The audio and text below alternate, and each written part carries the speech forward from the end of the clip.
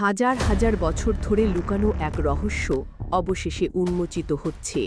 বিজ্ঞানীরা গিজার মহাপিরামিডের নিচে আবিষ্কার করেছেন প্রায় ২ কিলোমিটার দীর্ঘ শক্তি নেটওয়ার্ক।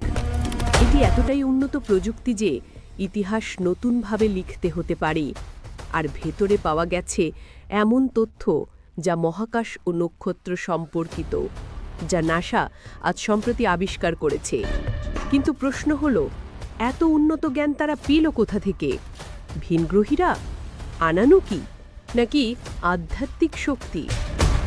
গিজার পিরামিড কেবল একটি সমাধি নয়, বরং নিখুঁত গাণিতিক মহাকাব্য। এর ভিত্তি হুবহু মিলে যায় পাইয়ের সাথে।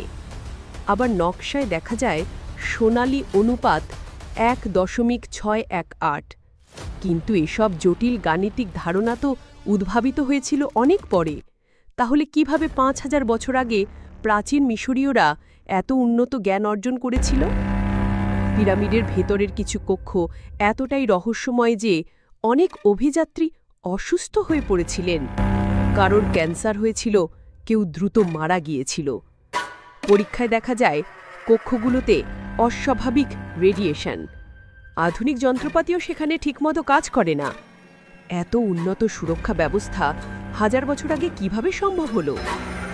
সম্প্রতি গবেষণায় সিনথেটিক অ্যাপারচার রাডার ব্যবহার করে বিজ্ঞানীরা পিরামিডের নিচে আবিষ্কার করেছেন বিশাল ভূগর্ভস্থ কাঠামো।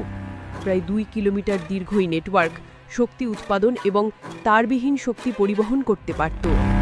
এটি নিকোলা টেসলার স্বপ্নের সাথে মিলে যায়, যিনি শত বছর আগে তারবিহীন বিদ্যুতের স্বপ্ন দেখেছিলেন। তাহলে কি প্রাচীন মিশরীয়রা আমাদের চেয়েও এগিয়ে ছিল? ভেতরের দেওয়ালে পাওয়া হায়ারোগ্লিফ চিহ্নে রয়েছে নক্ষত্র আর গ্রহের মানচিত্র। অবাক করার বিষয় হলো, সেগুলো আজকের আধুনিক টেলিস্কোপের তথ্যের সাথে পুরোপুরি মিলে যায়। কিছু প্রতীক দেখতে অনেকটা স্যাটেলাইট বা মহাকাশযানের মতো। এ কারণে অনেক বিশেষজ্ঞ বলেন, হয়তো তারা ভিনগ্রহী সভ্যতার সঙ্গে যোগাযোগ করেছিল। কুরআনে হামার নামটি এসেছে ৬ বার।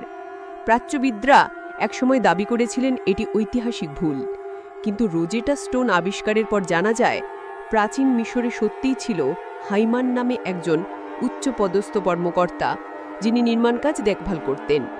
এটি প্রমাণ করে কুরআনের বর্ণনা সম্পূর্ণ সঠিক।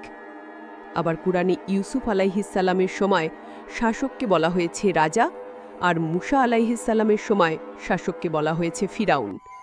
ইতিহাসে দেখা যায় ফিরাউন উপাধি ব্যবহার শুরু হয়েছিল অনেক পরে, যা কুরআনের বর্ণনার সাথে পুরোপুরি মিলে যায়। এগুলো কেবল ঐতিহাসিক সত্যই নয়, বরং ইসলামের বিশাল মুজিজা।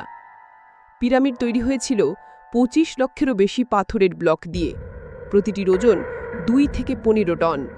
তাহলে প্রশ্ন হলো, কিভাবে তারা এত বিশাল পাথর সরাতো? কেউ বলেন র্যাম্প ব্যবহার হয়েছিল, কেউ বলেন বিশেষ স্লেজ বা নৌকা। আবার অনেকেই মনে করেন ফিরাউনরা জাদুবিদ্যা ও জিনদের শক্তি ব্যবহার করেছিল, কারণ মানুষের একার পক্ষে এমন নির্মাণ সম্ভব কিনা তা আজও বিতর্কের বিষয়। নিকোলা টেসলা বিশ্বাস করতেন পিরামিডগুলো পৃথিবীর বিশেষ শক্তিবিন্দুতে নির্মিত হয়েছিল। তারা যেন বিশাল শক্তির জেনারেটর। তিনি মনে করতেন এগুলো পৃথিবীর তড়িৎচৌম্বকীয় ক্ষেত্র ব্যবহার করে শক্তি উৎপাদন এবং পরিবহন করত। অর্থাৎ পিরামিড শুধু সমাধি নয়, বরং এক বিশাল শক্তিকেন্দ্র। আজও পিরামিডের প্রায় ৩০% অংশ অনাবিষ্কৃত রয়ে গেছে। গোপন কক্ষ, বন্ধ সুড়ঙ্গ এবং অজানা লিপি এখনও অন্ধকারে। হয়তো ভবিষ্যতে প্রযুক্তি একদিন আমাদের জানাবে প্রাচীন মিশরের প্রকৃত রহস্য। তবে একটি বিষয় স্পষ্ট, প্রাচীন মিশরীয়রা ছিল অসাধারণ উন্নত, আর তাদের জ্ঞান ছিল বিস্ময়কর। বন্ধুরা, এ ছিল পিরামিডের রহস্যময় ইতিহাসের এক ঝলক। আপনি যদি ভিডিওটি উপভোগ করে থাকেন, তবে লাইক, কমেন্ট ও সাবস্ক্রাইব করতে ভুলবেন না।